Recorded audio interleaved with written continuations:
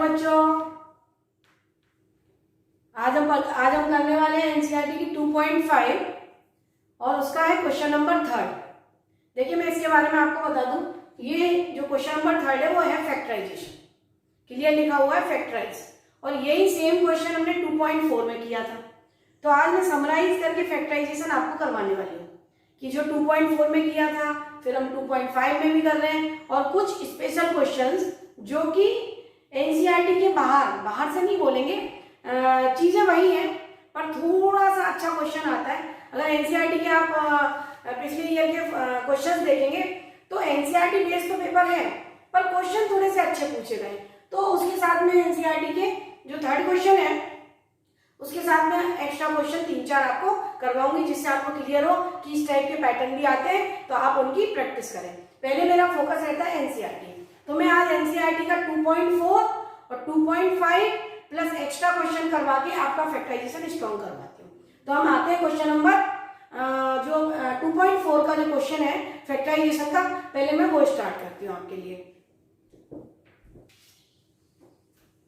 देखिए ये जो क्वेश्चन मैं करवा रही हूँ आपको, ये एक्सरसाइज 2.4 का क्वेश्चन नंबर 4 है। ये पहले हम इसको करते हैं। देखिए इसमें क्या दिया है, वही लिखा हुआ है हमारा क्वेश्चन फैक्टराइज, यही लिखा हुआ है हमारा फैक्टराइज। और क्वेश्चन हमारे दे रखे हैं 12x² minus 7x plus 1। Second दे रखा है 2x² plus 7x plus 3। Third दे रखा है 6x² plus 5x minus 6। Fourth दे रखा है 3x² माइनस x माइनस। देखिए अब मैं आपको लिख रही हूं एक्सरसाइज 2.5 का क्वेश्चन नंबर 3। वो भी सेम ही क्वेश्चन है फैक्टराइज, लेकिन यहां लिखा है यूजिंग आइडेंटिटी। बस इतना फर्क उसने कर दिया कि यूजिंग आइडेंटिटी अपने को करना है।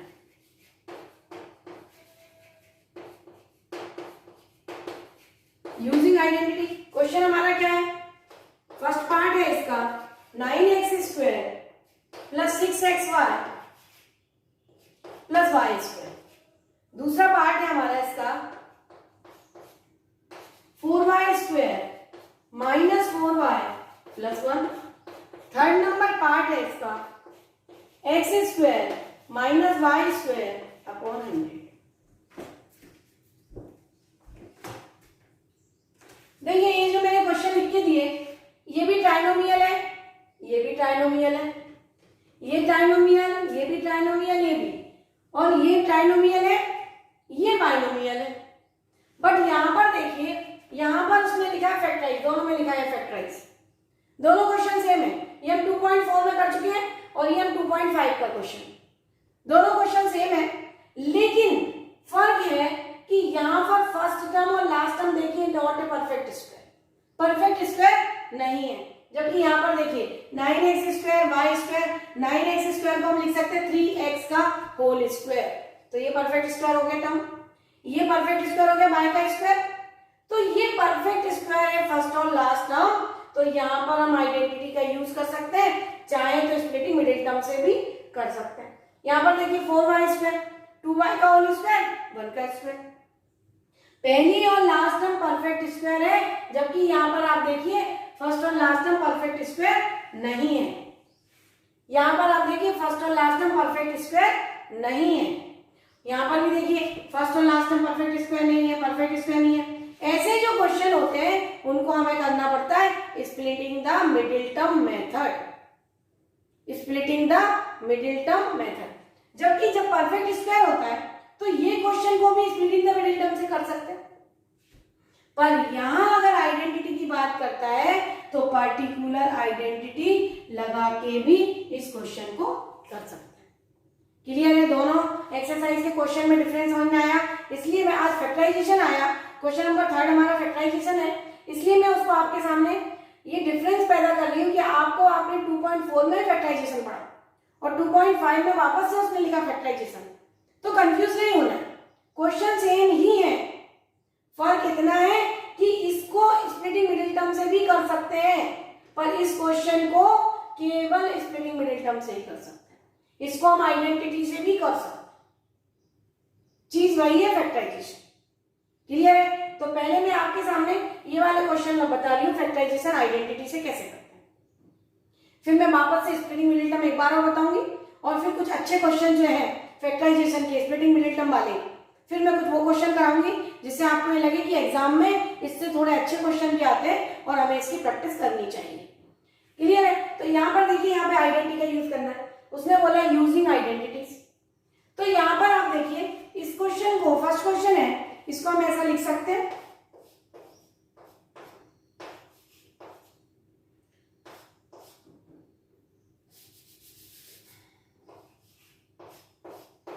और यहां पर ट्वाइस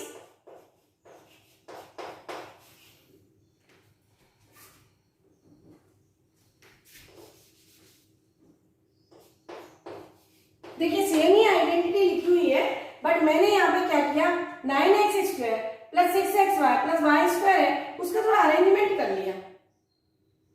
अरेंजमेंट करने से क्या हो गया, ये ए स्क्वायर, ये बी स्क्वायर और ये ट्वाइस ए बी। आप अगर यहाँ पे देखें 6xy का मतलब भी वही होता है, 2 3 जा 6 x into y x y, 6xy को मैंने ट्वाइस ए बी का फॉर्म दे दिया। क्यों दे दिया? क्योंकि हमारे पास आइडेंटिटी होती है a square plus twice A B plus B square equal to answer होता है a plus b whole square. Clear है? समझ में आया? तो यहां पर हमने क्या किया, 3x square plus 2 into 3x into y plus y square. देखिए मैच करिए, ए स्क्वायर दिख रहा है, ये बी स्क्वायर दिख रहा है, ये ट्वाइस ए बी दिख रहा है, 2ab दिखाई दे रहा है। तो ये 2ab यहां पर जब मैच करा हमने तो ये सेम आइडेंटिटी बन गई। तो इसको अगर डायरेक्ट में देखूं तो इसका आंसर क्या होता है, a प्लस बी। तो यहां पर a कितना है, a कितना है यहां पर 3x, b कितना है यहां पर y। तो आंसर हमारा क्या बन जाएगा, 3x plus Y whole square. और उसने बोला फैक्टराइज, तो लिखने का तरीका होगा हमारा 3x plus y into 3x plus y. Multiple में लिखना ही फैक्टराइजेशन होता है, एक्सपोनेंट के फॉर्म में लिखना फैक्टराइजेशन नहीं होता है। ये एक्सपोनेंट है, किसी नंबर की पावर के फॉर्म में लिखना वो एक्सपोनेंट है, लेकिन मल्टीपल के फॉर्म में लिखना इसको हम बोलते हैं फैक्टराइज। तो इसका जो आंसर है ये भी सही है, बट ये आंसर ही हमें लिखना चाहिए क्योंकि मल्टीपल में कन्वर्ट करना फैक्टराइजेशन होता है। जैसे 8 के फैक्टर हम लिखते हैं, 8 के फैक्टर हमारे होते हैं 2 इंटू 2 इंटू 2। हम ऐसे नहीं लिखते, 2 की पावर 3 नहीं लिखा जाता। जब वो बोलता है प्राइम फैक्टराइजेशन मेथड तो हम लिखते हैं 2 इंटू 2 इंटू 2। बात एक ही है, बात एक ही है, पर फैक्टर को हमेशा इस फॉर्म में, एक्सपोनेंट की फॉर्म में फैक्टर को नहीं लिखते हैं, हमेशा पावर के, हमेशा मल्टीपल के फॉर्म में फैक्टर को लिखा जाता है। तो यहाँ पर आंसर ये सही है। ये आंसर आने के बाद हमें ऐसा लिखना जरूरी है। क्लियर है? समझ में आया? ये क्वेश्चन मैंने किससे करा, आइडेंटिटी, यूजिंग आइडेंटिटी लिखा था तो हमने यूजिंग आइडेंटिटी कर ली। क्लियर है? अब हम आते हैं नेक्स्ट क्वेश्चन के ऊपर। देखिए अब नेक्स्ट क्वेश्चन करते हैं। क्वेश्चन है ये वाला क्वेश्चन जो 4y square minus 4y plus 1। यहां पर भी आप देखिए मैं इसका अरेंजमेंट कर रही हूं, 2y होल स्क्वायर लिख सकते हैं, यहां पर प्लस 1 का स्क्वायर लिख सकते हैं ये 1 को, और ये माइनस लगा हुआ माइनस रहने देंगे, 2 इंटू a इंटू b ऐसा लिख सकते हैं। देखिए ये 4y है, ये यहाँ पर 4y स्क्वायर को 2y का होल स्क्वायर बना दिया हमने, ये 1 का स्क्वायर लिख दिया इसको, और 4y को मैंने अरेंज कर दिया ट्वाइस ab, क्योंकि ये ट्राइनोमियल है, या तो स्प्लिटिंग मिडिल टर्म से होगा या आइडेंटिटी से होगा। तो यहाँ पर मुझे फर्स्ट और लास्ट टर्म परफेक्ट स्क्वायर दिखाई दे रही थी, इसलिए मैंने क्या करा, इसको आइडेंटिटी का यूज करना है। तो यहाँ पर 2y का whole square minus 2ab plus 1 का स्क्वायर। अब ये आपको एकदम अच्छे से आना चाहिए कि जो आइडेंटिटी होती है a square plus twice A B plus B square, उसका आंसर होता है ए प्लस बी का होल स्क्वायर। इसीलिए मैंने आपको बताया था कि आइडेंटिटी आपको रोज पढ़ना है, रोज आप आइडेंटिटी पढ़ेंगे तो देखते से आपको समझ में आएगा कि यहाँ पर क्या लगा दें हम आइडेंटिटी, और कौन सी लगा दें। देखिए यहाँ पर नेगेटिव लगा हुआ है तो a माइनस बी का होल स्क्वायर वाली आइडेंटिटी लगने वाली है। यहाँ पर देखिए आइडेंटिटी के फॉर्म में लिख देते हैं a square minus twice A B plus B square. तो आंसर हमारा होता है a माइनस बी का होल स्क्वायर। इसका मतलब a क्या है हमारा a क्या है, a इक्वल टू है 2y, b क्या है हमारा 1। क्लियर है, a इक्वल टू क्या है 2y, b इक्वल टू क्या है 1। तो यहाँ पर रख दीजिए a माइनस बी में, तो ये आंसर हो जाएगा हमारा 2y माइनस 1 का होल स्क्वायर। तो फैक्टराइजेशन पूछा है तो आंसर आएगा 2y minus 1 into 2y minus. Clear है, ये दोनों क्वेश्चन मैंने कर दिया आपको। a प्लस बी का होल स्क्वायर सबसे पहले मैंने 2.5 स्टार्ट किया था, तो सबसे पहले यही आइडेंटिटी लिखी थी मैंने, a square plus twice A B plus B square. यानी आप 2.5 का क्वेश्चन नंबर 1 स्टार्ट करने से पहले देखेंगे तो आपको ये आइडेंटिटी और उसके बाद ये वाली आइडेंटिटी जो लगने वाली है, ये सबसे पहले मैंने वहां पर आपको लिख के दी थी। मुझे मालूम था किस क्वेश्चन में कौन सी आइडेंटिटी लगेगी, तो ये हम पहले यूज कर चुके हैं। फिर भी मैंने यहाँ पर क्वेश्चन में यूज हो रही है, लिखना कंपलसरी होता है। क्वेश्चन में आइडेंटिटी के नंबर होते हैं, अगर आप डायरेक्ट इसका आंसर ऐसा लिख देंगे तो नंबर 1 कट जाएगा। आइडेंटिटी यूज करना है, आइडेंटिटी को वहां पर लिखना है। क्लियर है, समझ में आया। अब हम आते हैं नेक्स्ट क्वेश्चन, थर्ड वाले क्वेश्चन पर। ठीक है, आपको अच्छे से समझ में आ गया होगा कि हमने आइडेंटिटी कैसे लगाई। आइडेंटिटी में लेफ्ट टू राइट जा सकते हैं, राइट टू लेफ्ट जा सकते हैं, यूनिवर्सल ट्रूथ होता है। हम लेफ्ट टू राइट भी यूज कर सकते हैं, राइट टू लेफ्ट भी यूज कर सकते हैं। क्लियर है, अब हम आते हैं क्वेश्चन नंबर 3 पर। क्वेश्चन नंबर 2, अब फर्स्ट और लास्ट टर्म का मल्टीपल लिया, क्या आ रहा है फर्स्ट और लास्ट टर्म का मल्टीपल 6x स्क्वायर। अब देखिए 6 के फैक्टर करें, 6 इंटू 1 6 का फैक्टर होता है, 6 इंटू 1 भी लिख सकते हैं, 2 3 जा 6 भी लिख सकते हैं। क्या लिख सकते हैं, 2 3 जा 6 भी लिख सकते हैं, 2 इंटू 3 भी लिख सकते हैं, 6 इंटू 1 भी लिख सकते हैं। पर कौन सा यूज होगा ये हमें मिडिल टर्म से समझना है। 2 और 3 लेंगे तो 5 आएगा, उनका एडिशन सब्ट्रैक्शन 1 आएगा, तो 2 और 3 नहीं ले सकते।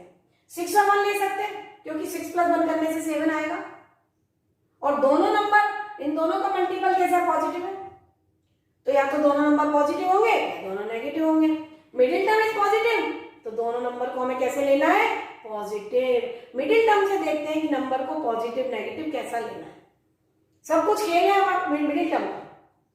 और फैक्टराइजेशन, फैक्टर को जो भी उसके मल्टीपल के फैक्टर आते हैं, हमने फर्स्ट और लास्ट टर्म का मल्टीपल करा, जो उसके फैक्टर आए, फैक्टर बहुत सारे हो सकते हैं, किसी भी नंबर के बहुत सारे फैक्टर्स होते हैं, तो उनमें से हमें यूज कौन सा करना है। जैसे मैंने बोला 6 के फैक्टर 2 इंटू 3 भी है और 6 इंटू 1 भी है, तो हमें कौन सा यूज करना है। हमें मालूम है यहाँ पर 7 है, तो हमें यूज करना है 6 और 1।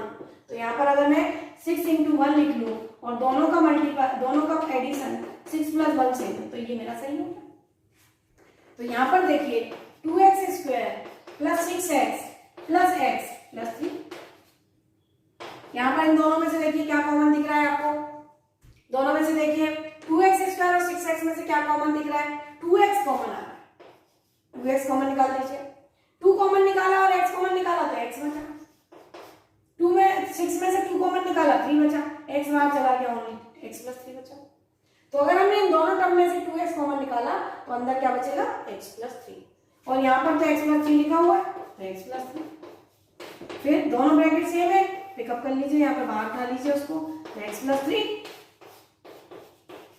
और ये 2x प्लस 1। क्लियर है, ये वाला क्वेश्चन हो गया। देखिए दोनों में अंतर है, मैंने आपको बताया कि ये स्प्लिटिंग मिडिल टर्म से होना है और कुछ क्वेश्चन इसी के आइडेंटिटी से भी हो जाते हैं। तो आप देखिए बहुत अच्छे क्वेश्चन है ये। अब यहाँ पर देखिए नेक्स्ट क्वेश्चन, 6 6 या 36 माइनस 36x। अब इसके देखिए फैक्टर, देखिए वापस से समझिए, फर्स्ट और लास्ट टर्म का मल्टीपल कैसा है, नेगेटिव है। फर्स्ट और लास्ट टर्म का मल्टीपल कैसा है, नेगेटिव है। तो नेगेटिव है तो ये कंपलसरी है कि एक नंबर पॉजिटिव होगा और एक नंबर नेगेटिव लेना है। अब मिडिल टर्म देखिए, मिडिल टर्म पॉजिटिव है, तो इसका मतलब ये है कि बड़ा नंबर हमें पॉजिटिव लेना है, जिससे सब्ट्रैक्ट करने पर आंसर पॉजिटिव आए। अब यहाँ पर फैक्टर देखिए, 36 के फैक्टर 6 इंटू 6 होता है, लेकिन यहाँ पे 6 और 6 से हमारा कोई काम नहीं बनना है। अब 12 से अगर 12 से देखें तो 12 इंटू 3 भी होता है, 12 और 3 लेने से भी हमारा कोई काम नहीं बन रहा है। 6 6 भी होता है, 12 3 भी होता है, लेकिन 9 और 4 अगर हम लें, 9 और 4 अगर हम लें तो हमारा काम बन रहा है। ध्यान से देखिए, 6 6 भी फैक्टर होता है, 12 3 ये भी होता है, 12 और 3 भी होता है, 9 और 4 भी होता है। बहुत सारे फैक्टर्स निकाल सकते हैं अरेंजमेंट कर करके, बहुत सारे फैक्टर्स निकाल सकते हैं। प्राइम फैक्टराइजेशन कर लीजिए और प्राइम फैक्टराइजेशन करने के बाद अलग अलग नंबर को मल्टीपल कर करके उसके फैक्टर में अरेंज कर लीजिए। प्राइम फैक्टराइजेशन कर लीजिए, उसके बाद नंबर्स को अरेंज कर करके अलग अलग फैक्टर बनाइए और देखिए कौन सा फैक्टर यूज करना है। तो जरूरी नहीं है सारे फैक्टर्स नहीं होंगे, मन से कुछ नहीं लिखना है, ऐसा देखना है कि उससे हमें मिडिल टर्म मिले। तो देखिए अगर मैं +9 और -4 लिख दूं तो मेरे पास +5 आएगा, तो ये फैक्टर मेरे काम का है, ये वाला फैक्टर काम का, इसका हम यूज कर लेंगे। देखिए यहाँ पर 6x² + 9x -4x -6, तो यहाँ पर क्या कॉमन आ रहा है दोनों में, इन दोनों में कॉमन देखिए और इन दोनों में कॉमन देखिए। यहाँ कॉमन आ रहा है 3x, यहाँ कॉमन आ रहा है हमारा 3x, तो यहाँ पे बचा 2x और यहाँ पे बचा 3 3 9, x तो निकल गया तो ओनली 3 बचेगा, ये 3 3 9, 3 2 6। डिवाइड कर देते हैं, कॉमन निकालना मतलब यहाँ से अगर कॉमन निकालना है तो 3 से डिवाइड करा तो यहाँ पे 2 बचा, 3 से डिवाइड करा तो यहाँ 3 बचा। अब यहाँ पर देखिए, यहाँ पर अगर मैं 2 कॉमन निकालू माइनस कॉमन निकालू, 2 कॉमन निकालना और माइनस कॉमन निकालना, 2 को माइनस निकाला तो अंदर के दोनों टर्म पॉजिटिव हो जाएंगे, 2 कॉमन निकाला यहाँ पे 2 बचेगा और ये 2 से 6 को डिवाइड करा तो यहाँ पे 3 बचेगा। अब ये देखिए दोनों ब्रैकेट आपके सेम बनना चाहिए, दोनों ब्रैकेट सेम बन गए, बाहर कर लीजिए 2x + 3 और 3x - 2, ये आपके फैक्टर हो गए। इसको हम बोलते हैं स्प्लिटिंग मिडिल टर्म मेथड, बहुत बहुत इंपॉर्टेंट मेथड है। क्लियर है? तो ये 2.4 में भी था और 2.5 में भी है ये चीज, इसलिए मैंने इसको बहुत अच्छे से कहा। अब मैं थोड़े से कुछ एक्स्ट्रा क्वेश्चंस आपको इसी के साथ करवाती हूँ जिससे आपको प्रैक्टिस हो और आपको ये बात समझ में आए कि हमें और किस टाइप के क्वेश्चंस करने चाहिए। तो देखिए हम नए क्वेश्चंस और करते हैं इसी के साथ।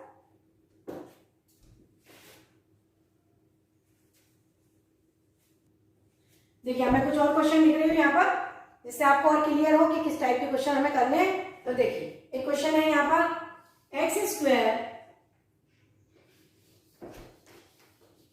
+ 3√3x + 6। दूसरा क्वेश्चन लिख रही हूँ यहाँ पर x² + 3√3x - 30।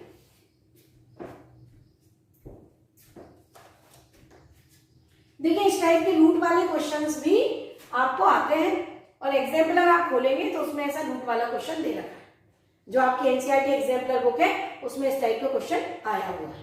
तो ये क्वेश्चंस आपको करने चाहिए जो मैं यहाँ पे करवा रही हूँ। अब ये देखिए फर्स्ट और लास्ट टर्म का मल्टीपल तो कैसा है, रैशनल है, लेकिन मिडिल टर्म इरेशनल है, तो कुछ तो अरेंजमेंट करना पड़ेगा मिडिल टर्म लाने के लिए। और आप देखिए फर्स्ट टर्म और लास्ट टर्म का मल्टीपल परफेक्ट स्क्वायर नहीं है, ये 6 जो है परफेक्ट स्क्वायर नहीं है, तो इसका मतलब ये है कि एक तो पक्का हो गया कि हमें स्प्लिटिंग मिडिल टर्म से ही करना है, हमें इसमें आइडेंटिटी नहीं लगा सकते, हमको किससे करना है इसको, स्प्लिटिंग मिडिल टर्म से। और उसका मेथड क्या होता है, स्प्लिटिंग मिडिल टर्म का मेथड होता है फर्स्ट और लास्ट टर्म को मल्टीप्लाई कर दिया, 6x² है, लेकिन 6x² को के फैक्टर्स को हमें क्या करना है, इरेशनल में कन्वर्ट करना है। मिडिल टर्म कैसी है हमारी, इरेशनल, इरेशनल नंबर है, 3√3 कैसा नंबर है, इरेशनल नंबर है। तो यहां पर देखिए सबसे पहले मैंने फैक्टर x² का तो मालूम है कि x आएगा, x × x आएगा, नंबर के फैक्टर करें 2 और 3 आएगा। अब हमें क्या चाहिए, रूट चाहिए, तो रूट में कन्वर्ट करने के लिए ये बेसिक चीज है 2 × √3 × √3, ये आप अच्छे से समझ लीजिए, मैं यहाँ पर स्पेशली लिख रही हूँ। √2 × √2 2 होता है, √3 × √3 3 होता है। कैसे होता है, बेस सेम, एक्सपोनेंट अगर आपने पढ़ा है, एक्सपोनेंट अगर आपने पढ़ा है तो base same power add, half plus half मिलके 1 हो जाता है। तो अगर हमारे पास 3 है तो उसको हम √3 × √3 लिख सकते हैं। अगर हमारे पास 3 है, हमारे पास 2 है और हमें जरूरत है रेशनल से इरेशनल में जाने की, तो हम उसको ऐसा लिख सकते हैं। कैसे आता है ये? क्योंकि base same power at exponent है। पावर जब ऐड हो जाती है बेस सेम पर तो हाफ प्लस हाफ मिलके 1 हो जाता है। तो इसका आंसर ये सही है, दोनों नंबर बराबर। LHS बराबर RHS यानी सही है। LHS और RHS बराबर होते हैं तो चीज सही होती है। तो यहाँ पर हमने 3 को क्या करा, 2√3 और √3 में कन्वर्ट कर लिया। अब ये देखिए 3√3 चाहिए, तो अगर मैं इसको ऐसा लिख लूं 2√3 प्लस √3 तो आंसर आएगा मेरा 3√3। सिमिलर सर्ड, एक जैसे नंबर सर्ड बोलते हैं इनको, सिमिलर सर्ड जो है ऐड और सब्ट्रैक्ट होते हैं। तो ये सिमिलर नंबर है, √3 एक जैसा एक्सपोनेंट है, पावर सेम है, तो हम इनको ऐड कर सकते हैं। इसके पहले लिखा हुआ 2, इसके पहले लिखा 1, 2 + 1 3, 3√3 लिख सकते हैं। यानी हमारे पास नंबर 6 था, लेकिन हमने जब अरेंजमेंट करा तो हमने 3√3 में उसको कन्वर्ट कर लिया। यानी रेशनल से इरेशनल में कन्वर्ट कैसे किया ये मैंने आपके सामने लिखा कि 6 के फैक्टर आए 2 × 3, 3 को हमने लिखा √3 × √3 और इन दोनों को एक साथ ले लिया, इसको एक साथ ले लिया, तो 2 और +1 के 3√3 आ गया। तो ये हम यहाँ पर स्प्लिटिंग मिडिल टर्म के फॉर्म में इसको लिख सकते हैं। क्लियर है कैसे लिखना है? ये बहुत बेसिक चीज है, अगर ये बेसिक चीज नहीं आएगी तो करना दिक्कत देगा ये। तो ये बेसिक चीज है, ये आनी चाहिए, मैंने अलग से भी आपको एक्सप्लेन कर दिया है और आप इसको ध्यान रखें। क्यों? क्योंकि ये नंबर सिस्टम है, नंबर सिस्टम में भी ये सब आपके काम का है। ये सारी चीजें नंबर सिस्टम में भी आती है और वहीं से हम पढ़ के आए हैं तो वहां से हम यहाँ पे भी यूज कर सकते हैं। देखिए हम पढ़ रहे हैं फैक्टराइजेशन पर लग रहा है नंबर सिस्टम, तो मैथ्स में एक चीज से दूसरी चीज रिलेट होती है, इसलिए हर चीज को अच्छे से समझ के पढ़ना चाहिए। अब यहाँ पर देखिए अरेंजमेंट कैसे करते हैं हम, x² plus 2√3x plus √3x plus 6। अब यहाँ पर देखिए इन दोनों में से कॉमन निकालेंगे, इन दोनों में से कॉमन निकालेंगे। हमें दोनों ब्रैकेट कैसे बनाने होते हैं? सेम बनाने होते हैं। हमें दोनों ब्रैकेट में नंबर कैसे चाहिए होते हैं? सेम चाहिए होते हैं। तो यहाँ तो आप देखेंगे दोनों में केवल x कॉमन आ रहा है, यहाँ तो आप देखेंगे दोनों में x कॉमन आ रहा है, लेकिन अगर यहाँ पर देखें तो यहाँ पर x चाहिए मुझे, पहला वाला टर्म नंबर तो है ही नहीं इसके साथ, x² है, x कॉमन लेंगे तो x बचेगा, तो यहाँ पर भी तो मुझे x ही चाहिए अगले ब्रैकेट में। इसका मतलब ये है कि यहाँ से हमें √3 कॉमन निकालना, और जब √3 कॉमन निकालेंगे 6 में से तो 2√3 बच जाएगा। देखिए ये 6 लिखा हुआ है, ये भी 6 लिखा हुआ है, अगर √3 कॉमन निकाल लूं, √3 बाहर कर लूं तो क्या बचेगा? 2√3 बचेगा। ये 6 के नंबर तो लिखे हुए, तो ये यहां से ही हम देख सकते हैं कि अगर √3 बाहर चला गया तो अंदर क्या बचा? 2√3। तो यहाँ पर मैं लिखती हूँ, तो यहाँ पर देखिए मैंने निकाला x, तो मेरे पास बचा x प्लस 2√3, फिर मैंने निकाला √3, तो यहाँ पर मेरे पास बचा x प्लस 2। मैंने आपको बोला कि दोनों ब्रैकेट कैसे बनने चाहिए? सेम बनने चाहिए। तो ये हो गया हमारा x प्लस 2√3 और ये अंदर आ गया हमारा x प्लस 2। ये हमारा हो गया फैक्टराइजेशन। ये बहुत इंपॉर्टेंट है। ये जो नंबर है √3 वाला जब इरेशनल के फॉर्म में लिखा होता है तो कैसे करते हैं, ये बहुत इंपॉर्टेंट है, इसलिए आप इसको अच्छे से समझें और प्रैक्टिस करें तो अपने आप ये धीरे धीरे आ जाएगा। उस टाइप के क्वेश्चंस की अभी मैं और करवा रही हूँ, अगर कोई डाउट रह गया है, कोई चीज क्लियर नहीं हुई है तो हम नया क्वेश्चन कर रहे हैं, वापस से आप देखिए कि कैसे करना है। क्लियर है?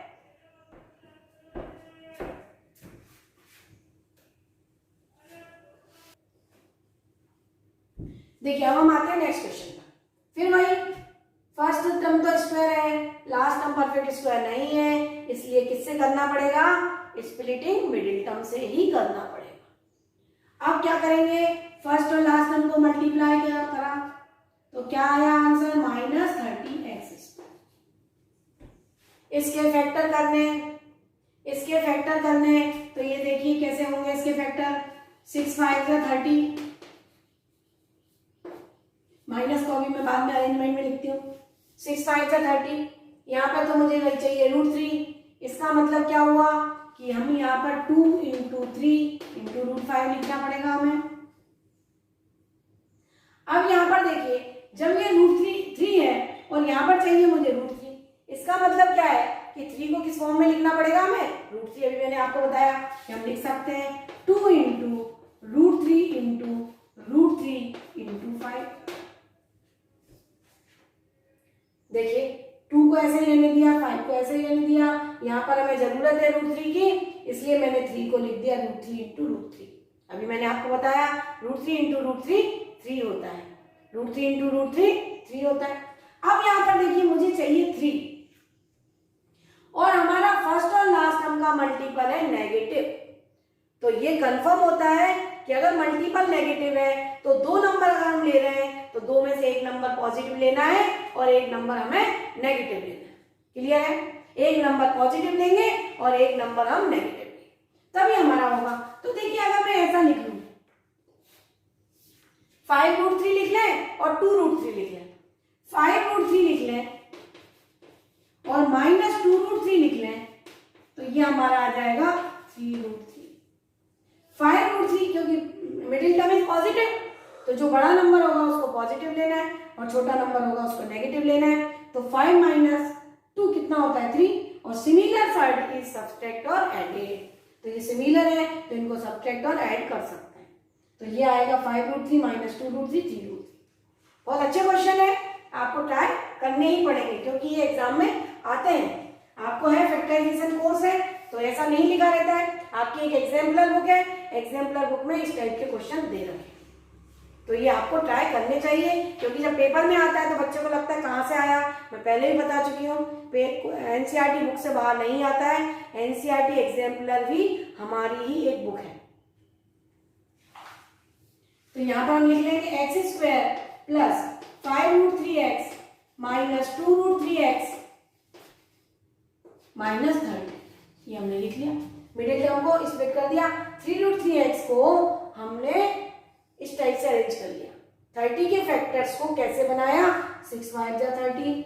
फिर यहाँ चाहिए था √3 तो हमने लिखा 2 × 3 × 5। फिर यहाँ चाहिए था √3 तो 3 को लिखा √3 × √3। फिर यहाँ चाहिए था 3 तो मैंने लिखा 5√3 2√3। 5 में से 2 कम होगा तो बचेगा 3√3। ये हमारा अरेंजमेंट हुआ। अब इन दोनों में देखिए क्या कॉमन है, तो आपको दिख रहा है इन दोनों में तो केवल x ही कॉमन है, तो x कॉमन निकाल दीजिए। तो यहाँ बचेगा x + 5√3। अब यहाँ देखिए दोनों में नेगेटिव है लेकिन फर्स्ट जो ब्रैकेट है वो कैसा हमारा पॉजिटिव है, तो सबसे पहले तो माइनस कॉमन ले लेंगे, तो ये दोनों टर्म कैसी हो जाएंगी पॉजिटिव। अब यहाँ पर देखिए x के साथ कोई नंबर ही नहीं है तो इसका मतलब ये है कि 2√3 को हम कॉमन निकाल रहे हैं। जब इन दोनों में से 2√3 कॉमन निकालेंगे, यहाँ से 2√3 निकालेंगे तो अकेला x बचेगा। और यहाँ पर देखिए अगर 2√3 कॉमन निकालेंगे तो 5√3 बचेगा। फैक्टर तो वही लिखे हुए हैं आपके पास। जब 2√3 को बाहर कर दें, ये 2√3 को हटा लें तो क्या बचेगा 5√3। 2√3 को हटा लें तो क्या बचेगा 5√3। तो यहाँ पे बचेगा हमारा 5√3। अब ये देखिए दोनों ब्रैकेट आपके कैसे हो गए, सेम बन गए, दोनों ब्रैकेट सेम बन गए। अब आप देख लीजिए यहाँ पर x + 5√3 और x - 2√3 ये हमारे हो गए फैक्टर। तो देखिए करने का तरीका वही है, क्वेश्चन वैसा ही है, लेकिन उसने क्या दिया था यहाँ पर इरेशनल नंबर दे दिया। कुछ नंबर रैशनल दे दिए और मिडिल टर्म उसने इरेशनल दे दिया। यहाँ पर भी इरेशनल दे सकता है, वो कोई भी नंबर दे सकता है। करने का तरीका यही होगा कि जैसा दिया हुआ है उसको अगर इरेशनल में कन्वर्ट करना पड़े तो कैसे करते हैं, इरेशनल में कन्वर्ट कर लीजिए, उसके बाद उसके अरेंजमेंट कर लीजिए। आपको ये बात पता होना चाहिए कि इरेशनल जो सेम नंबर होते हैं सिमिलर साइड इज एडेड और सब्ट्रैक्टेड, तो सिमिलर बना लीजिए और ऐड और सब्ट्रैक्ट करके उसको लिख दीजिए। क्लियर है? अच्छे से समझ में आया होगा आपको। कोई भी अब मैंने 2 क्वेश्चन आपको एक जैसे करवा दिए तो डाउट बिल्कुल आपको क्लियर हो गए होंगे और बहुत अच्छे समझ में आया होगा। अब मैं और नया एक क्वेश्चन आपको करवाती हूँ, देखिए कैसे करना है। देखिए एक नया क्वेश्चन है, क्वेश्चन नंबर 3 लिख रही हूँ। 9x - 2y का होल स्क्वायर -4x - 2y -30। एक ये क्वेश्चन है। एक और क्वेश्चन लिख रही हूँ यहाँ पर मैं। 8 × a + 1 का whole square +2 a plus 1 b plus 2 minus 15 b plus 2 whole square. देखिए दोनों बहुत अच्छे क्वेश्चन हैं और दोनों ही स्प्लिटिंग मिडिल टर्म से होने वाले हैं। देखिए आप, मैंने आपको बताया कि फर्स्ट टर्म तो परफेक्ट स्क्वायर दिख रही है, 3 भी लगा दें तो 3 का स्क्वायर 9, ये परफेक्ट स्क्वायर है। लेकिन जो लास्ट टर्म है 13, ये परफेक्ट स्क्वायर नंबर नहीं है। तो इसका मतलब ये है कि इसको हमें किससे करना है, स्प्लिटिंग मिडिल टर्म मेथड से। इसका मतलब ये हुआ कि हमें किससे करना है इसको, स्प्लिटिंग मिडिल टर्म मेथड से। और यहाँ पर भी देखिए आप, यहाँ पर ये 8 जो नंबर है परफेक्ट स्क्वायर नहीं है, यहाँ पर जो 15 नंबर है परफेक्ट स्क्वायर नहीं है, ट्राइनोमियल है, यानी करना तो पड़ेगा स्प्लिटिंग मिडिल टर्म से। अब कैसे करें, दोनों क्वेश्चन आपको समझ में आए, दोनों टफ नहीं है, जो पैटर्न अभी हम करते जा रहे हैं, बस यहाँ पर थोड़े नंबर बड़े बड़े दिख रहे हैं हमको। करने का तरीका सेम ही है, कोई घबराने की जरूरत नहीं है, डरने की जरूरत नहीं है। अभी अपन देखते हैं कितना इजी तरीके से हम क्वेश्चन को सॉल्व कर लेते हैं। बहुत आसान होता है मैथ्स, डरने की बिल्कुल जरूरत नहीं होती है, बस कंटिन्यूअस आपको प्रैक्टिस करना रहती है। मैथ्स में कंटिन्यू प्रैक्टिस करेंगे तो मैथ्स आसान लगता है। देखिए मैं फर्स्ट क्वेश्चन बताती हूँ आपको। फर्स्ट क्वेश्चन में हम क्या करते हैं कि ये जो बड़ा बड़ा दिख रहा है तो इसको हम ऐसा कर लेते हैं कि let x minus 2y is equal to p मान लेते हैं। इसकी जगह हम p लिख देते हैं। x y तो लिख रखा है, या हम a लिख लें, a लिख सकते हैं, p लिख सकते हैं, k लिख सकते हैं, कोई भी एक नया वेरिएबल ले सकते हैं। तो देखिए हमें सिंपल दिखने लगेगा, 9p square minus 4p minus 30। देखिए अब आपको कितना आसान दिख रहा है, वही क्वेश्चन, सेम क्वेश्चन बन गया अभी हमने जो पिछला क्वेश्चन करा। अब देखिए आप, बिल्कुल इजी दिख रहा है। जब ऐसा लिखा था तो ऐसा लग रहा था पता नहीं कितना बड़ा और कैसा क्वेश्चन है। अब यहाँ पर देखिए ये इस टाइप का आपने किया हुआ। अब देखिए नए फर्स्ट और लास्ट टर्म का मल्टीपल करना है, क्या आएगा, minus 9 into 13 P square. First और लास्ट टर्म का मल्टीपल हमारा क्या आएगा, minus 9 into 13 into P square, यही आएगा। अब देखिए यहाँ पर कि 9 के फैक्टर हो सकते हैं, 13 के तो कोई फैक्टर होंगे नहीं, और हमें मिडिल टर्म क्या चाहिए, नेगेटिव 4 चाहिए, और फर्स्ट और लास्ट टर्म का मल्टीपल कैसा है, नेगेटिव। इसका मतलब ये तो कंफर्म है कि एक टर्म पॉजिटिव होगी और एक टर्म नेगेटिव होगी। अब मिडिल टर्म नेगेटिव है, इसका मतलब ये हुआ कि बड़ा वाला दो नंबर में से बड़ा वाला नंबर नेगेटिव होगा। क्लियर है, ये चीजें बहुत छोटी छोटी चीजें हैं, पर दिमाग में अच्छे से बिठा लीजिए, स्प्लिटिंग मिडिल टर्म मेथड बहुत आसान लगेगा। तो यहाँ पर देखिए 13 और 9 को डायरेक्टली अगर मैं यूज कर लूं, 13 में से 9 को कम करें तो 4 बचेगा, 13 में से 9 को कम करें तो क्या बचेगा, 4। तो डायरेक्ट यहाँ पे यूज कर लीजिए। देखिए कितना आसान हो गया क्वेश्चन। तो 9p square minus 13p plus 9p minus 30। यहां पर देखिए दोनों में से कुछ भी कॉमन नहीं आएगा, 13 प्राइम नंबर है, कुछ भी कॉमन नहीं आएगा। p स्क्वायर और p में से कॉमन दिख रहा है हमको, तो p हमने कॉमन निकाल लिया। तो यहाँ पे क्या बचेगा, 9p, यहाँ पे क्या बचेगा, माइनस 30। यहाँ पे देखिए सेम नंबर लिखा हुआ है, इसका मतलब प्लस 1 है बाहर, 9p माइनस 30।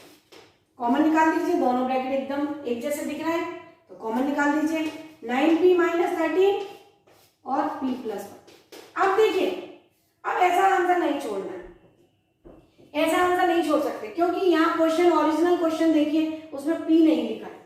ओरिजिनल क्वेश्चन में हमारे पास क्या है, x माइनस 2y। तो लास्ट में सॉल्व करने के बाद हम p की वैल्यू यहाँ पर फिर से सब्स्टिट्यूट कर देंगे।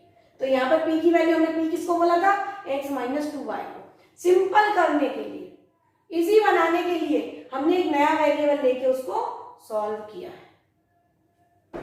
देखिए यहाँ पर p की वैल्यू रख दीजिए, x माइनस 2y, तो ये हो गया 9x माइनस 2y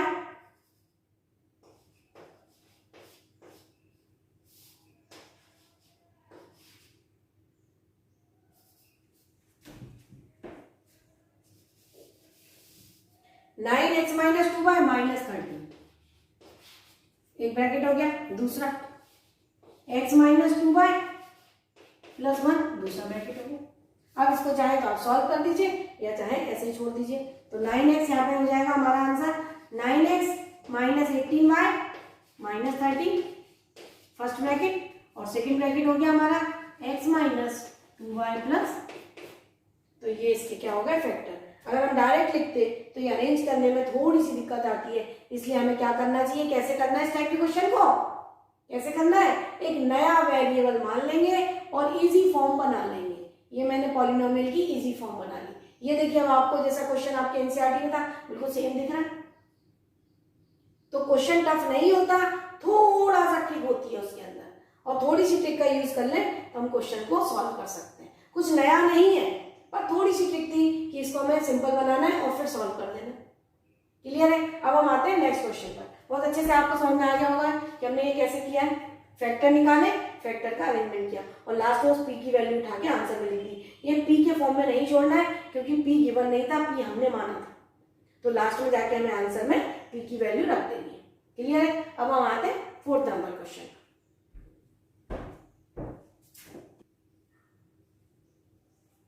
देखिए अब हम आते हैं क्वेश्चन नंबर 4 पर। 4 में भी आप देखिए बड़ा लंबा लंबा सा क्वेश्चन लिखा हुआ है, थोड़ा बड़ा सा लिखा हुआ है, ऐसा लग रहा है पता नहीं कैसे होगा। पर सबसे पहले तो हम क्या करें कि यहाँ पर देखें a plus 1 b plus 2 repeat हो रहा है नंबर।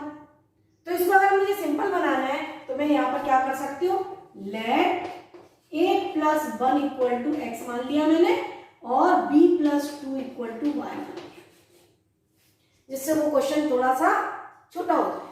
छोटा करने के लिए हमने मान लिया, तो देखिए अब आपके सामने 8x² plus 2xy minus 15y² बन गया। देखिए अब कितना इजी दिख रहा है, कितना आसान दिख रहा है। जरा सा हमने थोड़ा सा दिमाग लगाया कि इतना बड़ा है उसको छोटा कर ले, यानी मन से एक नया वेरिएबल मैंने इसमें पुट कर दिया। पुट करने से ये बन गया। अब यहाँ पर देखिए 15 और 8 के फैक्टर करना है आपको, तो 15 और 8 के अगर हमने फैक्टर करें तो 50 माइनस 8 इंटू 15 इंटू y² ये आया। अब देखिए 15 इंटू 8 करते हैं तो हमारा आ रहा है 120, और यहां पर मुझे चाहिए 2। फर्स्ट और लास्ट टर्म का मल्टीपल नेगेटिव, इसका मतलब एक नंबर पॉजिटिव और एक नंबर नेगेटिव। तो यहां पर जो फैक्टर है, अगर मैं देखिए 2 इंटू 2 इसके फैक्टर हो गए 8 के, और 5 इंटू 3 15 के फैक्टर हो गए। तो यहां पर अगर मैं 5 2 जा 10 और 4 3 जा 12, 10 इंटू 12 ले लूं तो मेरा काम बनने वाला है। यहां पर देखिए मेरे पास 2 है और ये 8 के फैक्टर है 2 इंटू 2 इंटू 2, 15 के फैक्टर 5 और 3, हमने इनमें से मिला दिया, 5 और 2 को एक साथ ले लिया और 4 और 3 को एक साथ ले लिया, तो 4 3 जा 12 हो गया और 5 2 जा 10 हो गया। ये दोनों हो गए। अब अगर आप देखो तो 10 और 12 से मेरा 2 बन जाएगा। अगर मैं -12 ले लूं और +10 ले लें तो ये -2 बन जाएगा हमारा। -12 प्लस 10 से -2 बन जाएगा। क्लियर है। तो यहाँ पर अब हम अरेंज कर देते हैं इसको, 8x² minus 12xy plus 10xy minus 15y²। अब यहाँ पर अब कॉमन निकालना है हमारे बाद। इसके बाद हमारा आता है कि कॉमन निकालो। 3 टर्म से हमने 4 टर्म में कन्वर्ट कर लिया। अब क्या करना है, कॉमन निकालना है। कॉमन निकाल लीजिए। तो आप यहाँ पे देखिए कि यहाँ पर कॉमन क्या है, 4 कॉमन है। 12 में भी 4 आता है और 8 में भी 4 आता है, तो 4x अगर हम कॉमन निकाल लें तो हमारा काम बनेगा।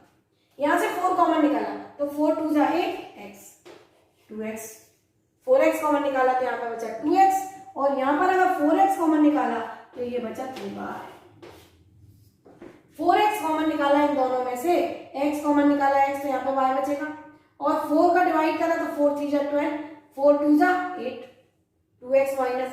अब सेम ब्रैकेट यहाँ पे बनेगा, तो आप देख लीजिए दोनों में से मुझे क्या कॉमन निकालना चाहिए। तो आपको मालूम है मैं अगर 5y कॉमन निकाल लूं तो मेरा यहाँ से 5 से डिवाइड करेंगे, 5 2 जा 10 तो 2 आएगा, और y बाहर आ गया तो x बचेगा, तो ये हो गया मेरा 2x। माइनस लगा हुआ है, माइनस लगेगा। अब हमने 5y बाहर आ गया तो यहाँ पे y बचने वाला है क्योंकि डबल y है। यहाँ 5 से डिवाइड करा तो 3, 5 3 जा 15, तो यहाँ पर क्या आएगा 3, तो ये हो गया हमारा 3y। अब देखिए फर्स्ट और लास्ट ब्रैकेट कैसे हो गए, सेम हो गए। बाहर कर लीजिए, बाहर कर लेंगे तो 2x माइनस 3y, और ये आ गया 4x प्लस 5। अब देखिए ये हमारा आंसर अभी आया नहीं, ये हमने फैक्टर कर लिए, लेकिन x की जगह हमें क्या लिखना है a+1 और y की जगह हमें क्या लिखना है b+2, तब हमारा जाके फाइनल आंसर होगा। तो यहाँ पर लिख दीजिए अब आप 2 इंटू एक्स की जगह क्या लिखना है a+1 -3 into b+2, A bracket हो गया पहला वाला मेरा, दूसरा ब्रैकेट हो गया हमारा 4 इंटू a+1 +5 इंटू b+2। अब इनको खोल दीजिए तो जो फाइनल आंसर है वो आएगा हमारा 2a + 2 -3b -6, और ये आ गया 4a + 4 + 5b +10। ब्रैकेट खोल दिया हमने, ये अंदर मल्टीपल कर दिया, ये अंदर मल्टीपल कर दिया, सब अंदर मल्टीपल कर दिया। अब यहाँ पर देखिए 2a -3b और ये +2 -6 -4, पहला ब्रैकेट आ गया, दूसरा ब्रैकेट 4a + 5b और +40, ये हमारे क्या हो गए फैक्टर। तो ये मैंने देखिए आपको ऐसे वाले क्वेश्चन भी कराए जो इजी है, लेकिन अगर किया हुआ नहीं होता है तो हम एग्जाम में अटेम्प्ट नहीं कर पाते। इस टाइप के क्वेश्चन को करने के लिए हमें प्रैक्टिस लगती है। अगर हमने किया हुआ एक बार होता है क्वेश्चन तो वो क्वेश्चन बहुत आसान लगता है। तो एनसीईआरटी के साथ साथ मैंने थोड़े से फैक्टराइजेशन की आपको प्रैक्टिस करवाई, जिससे फैक्टराइजेशन में आपको कॉन्फिडेंस है। और दूसरा ये कि आपने समझ में आया कि फैक्टराइजेशन में मुझे किस टाइप के पैटर्न को कवर करना है।